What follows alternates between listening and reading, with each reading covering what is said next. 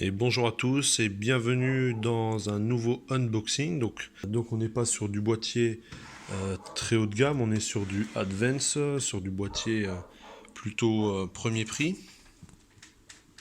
Cela dit, il a quand même un design très classique bien sûr, mais pour du premier prix, la face avant effet aluminium brossé, bon c'est du plastique, hein, est quand même assez joli. Avec des espèces de rainures mais qui sont factices, hein, ça laisse passer aucune aération. On a une seule baie 525. Après là c'est bien fourni en connectique, hein. Donc on a un USB classique, deux USB 3, du prise casque et prise micro en jack, les habituels power LED, HDD LED, bouton reset, bouton power. Et de l'autre côté on a un lecteur de cartes, donc mis sur le côté, c'est assez discret, avec un autre emplacement donc qui est bouché.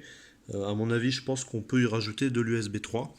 Le tout donc sur un boîtier noir aluminium avec cette barre de plastique chrome qui souligne un peu le dessin. Donc au niveau de l'arrière on va rien avoir de spécial. Une alimentation classique qui est en noir, donc assortie avec le boîtier. Généralement ils nous mettent une ligne grise, donc c'est vrai que ça tranche avec la couleur du boîtier, c'est pas très beau. L'emplacement pour un ventilateur, pour la plaque IOShield et pour les équerres PCI. Donc on va ouvrir tout de suite l'intérieur du boîtier, le flanc pardon du boîtier, la porte, pour voir l'intérieur. Donc pour ouvrir ce boîtier, on a des vis à main ou qu'on peut utiliser avec un tournevis cruciforme. Alors le problème de ces boîtiers Advance tout en aluminium, c'est que c'est de l'aluminium très fin, ils sont pas très robustes et ils sont très assujettis à la déformation. Et donc c'est vrai que pendant le transport ou quoi, ils vont souvent se déformer. Donc le panneau est lui-même assez léger. Donc il est creusé, comme vous le voyez. Il y a une grille pour la possibilité d'y mettre un ventilateur de différentes dimensions. Donc au niveau de l'intérieur de ce boîtier, donc c'est livré tout attaché,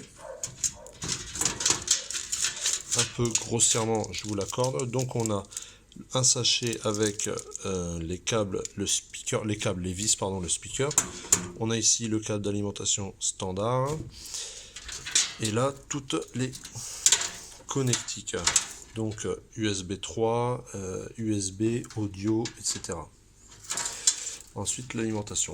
Ce que je remarque de bien, c'est qu'il y a plein de passages de câbles, donc c'est assez bien. On peut fixer un SSD ici, un autre là. Ici on va pouvoir mettre les disques durs plus gros, là lecteur de CD. Ce qui est dommage, c'est tous ces câbles qui passent à l'emplacement du lecteur de CD, c'est moche. Et l'alimentation en noir Advance.